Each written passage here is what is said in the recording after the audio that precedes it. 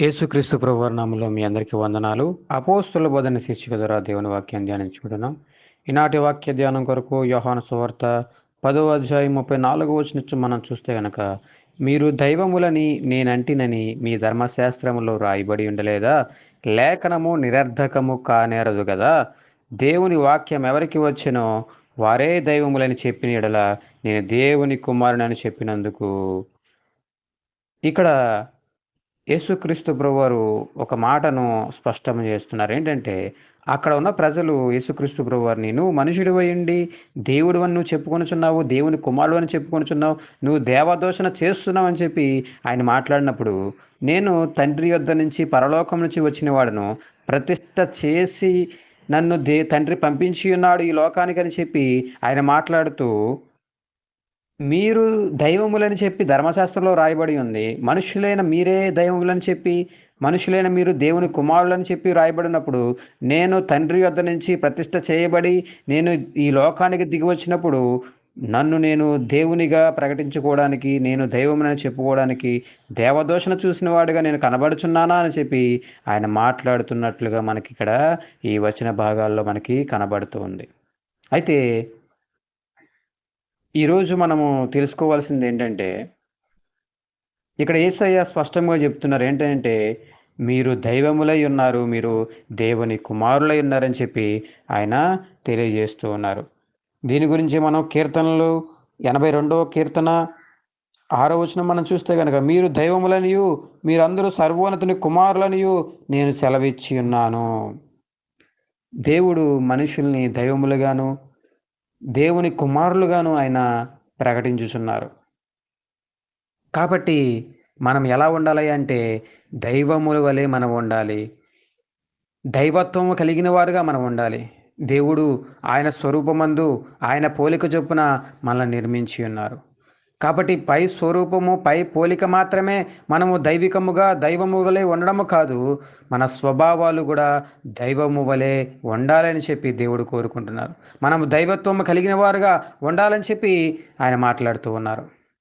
ఈనాడు నువ్వు దైవము వలె నువ్వు ఉండాలి. నీ హృదయము దేవుని ఆలయమై ఉన్నది. నీ దేహము దేవుని ఆలయమై ఉన్నది అని చెప్పి లేఖనాలు సెలవిస్తూ ఉన్నాయి. కాబట్టి నువ్వు దైవత్వం కలిగిన వాడుగా, దేవుని బిడ్డగా, దైవం వలె జీవించాలి గాని, అపవాది సంబంధిగా నువ్వు జీవించకూడదు. లోక సంబంధిగా నువ్వు జీవించకూడదు. నిన్ను చూచిన వారు, ఈ బిడ్డ దేవుని వలె ఉన్నారు. దేవుడిలాగా ఉన్నాడు. ఇతని ప్రవర్తన దేవుని ప్రవర్తన వలె ఉన్నది. ఇతని స్వభావం దేవుని స్వభావం వలె ఉన్నదని చెప్పి నిన్ను చూచిన వారు నిన్ను గూర్చి సాక్ష్యమివ్వాలి. ఒకనాడు దావీదు గారు ఆకీషు రాజుతో మాట్లాడుతూ, "ఆకీషు రాజా, నేను నీ యొద్ద ఎలా జీవించానో, నీ యొద్ద ఎలా బ్రతికానో నీకు తెలీదా" అని చెప్పి ఆయన మాట్లాడతాడు. అప్పుడు ఆకీషు రాజు దావీదుని గురించి మాట్లాడుతూ, సమూయేలు మొదటి గ్రంథం 9వ అధ్యాయం 29వ అధ్యాయము 9వ వచనం మనం చూస్తే గనక, అందుకు ఆకీషు, "దైవదూత వలె నీవు నా దృష్టికి కనబడుచున్నావని నేను ఎరుగుదును." ఆకీషు రాజు, "నువ్వు దైవదూత వలె కనబడుచున్నావు. నీ ప్రవర్తన, నువ్వు నా దగ్గర ఉన్నంత కాలము కూడా నువ్వు దైవదూత వలె నువ్వు ఉన్నావు. దైవదూత వలె నువ్వు జీవించావని చెప్పి దావీదు మహారాజుని గురించి ఆకీషు రాజు మాట్లాడుతూ ఉన్నాడు. అంటే మనం ఎలా జీవించాలి అంటే, నువ్వు దైవము వలె నువ్వు జీవించాలి ఈ లోకములో. దేవుని వలె నువ్వు ఉండాలి. దైవత్వము కలిగిన వాడుగా, దైవిక స్వభావాలు కలిగిన వాడుగా, దైవిక లక్షణాలు కలిగిన వాడుగా నువ్వు ఉండాలి. నిన్ను చూసిన వారు, దేవుని వలె ఉన్నాడు ఈ బిడ్డ. ఈ బిడ్డ మాట దేవుని మాట వలె ఉంది. ఈ బిడ్డ నడవడిక దేవుని నడవడిక వలె ఉన్నది అని చెప్పి నిన్ను గురించి సాక్ష్యం ఇవ్వాలి గాని, ఈ బిడ్డ ప్రవర్తన సాతాను వలె, అపవాది వలె, దుర్మార్గుడు వలె ఉన్నదని చెప్పి సాక్ష్యం ఇచ్చేవారుగా ఉండకూడదు. నిన్ను చూసిన వారు దేవుని చూడాలని చెప్పి ఈనాడు దేవుడు మనతో మాట్లాడుతూ ఉన్నారు. దావీదుని గురించినే కాదు, యోసేపును గురించి కూడా ఆదికాండము 41వ అధ్యాయము 38వ వచనంలో, "ఇతని వలె దేవుని ఆత్మ గల మనుష్యుని కనుగొనగలమా" అని అనెను.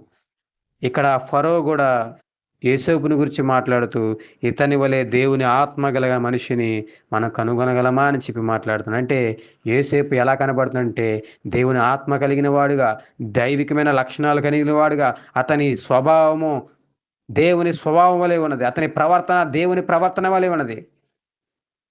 ఆ రాజుకి ఫరోకు కూడా ఇతడు దేవుడి వలె ఉన్నాడని చెప్పి ఆయన సాక్ష్యం ఇస్తూ ఉన్నాడు. కాబట్టి ఈనాడు నువ్వెలా ఉండాలి అంటే దైవత్వం కలిగిన వాడిగా నువ్వుండాలి. దేవుని బిడ్డ వలె నువ్వుండాలి. దేవుని స్వభావాలు నువ్వు కలిగి ఉండాలి. దేవుని లక్షణాలు నువ్వు కలిగి ఉండాలి. యేసుక్రీస్తు ప్రభువారు ఈ లోకంలో ఎలా జీవించారో ఆయన మనకి మాదిరికరంగా ఉన్నారు. ఆయన జీవించిన జీవన విధానాన్ని మనము అవలంబించాలి. ఆయన యొక్క స్వభావాలు, ఆయన యొక్క లక్షణాలు యేసయ్య ఎటువంటి స్వభావాలు కలిగి ఉన్నారు, ఎటువంటి లక్షణాలు కలిగి ఉన్నారో నువ్వు అటువంటివి కలిగి ఉన్నావు. ఎందుకయ్యా అంటే మీరు దైవములనియు, మీరు సర్వోన్నతుని కుమారులనియు నేను సెలవిచ్చుచున్నానని చెప్పి ఆయన మాట్లాడు. యేసుక్రీస్తు ప్రభువారు కూడా ధర్మశాస్త్రంలో మీరు దైవములని వ్రాయబడి లేదా అని చెప్పి ఆయన మాట్లాడుతున్నారు. దేవుని వాక్యం ఎవరి యొద్దకు వస్తుందో వారు దైవములని చెప్పి ఆయన మాట్లాడుతున్నారు. కాబట్టి నువ్వు దేవుని వాక్యానుసారం నడుచుకునే బిడ్డగా ఉండాలి. దేవుని వాక్యం ఎవరి యొద్దకు వచ్చునో వారు దైవములు. దేవుని వాక్యం ఎవరి యందు నిలిచి ఉంటుందో వారు దైవములు. దేవుని వాక్యానుసారం నడుచుకుంటారో వారు దైవములు. వాక్యము దేవుడై ఉన్నాడు.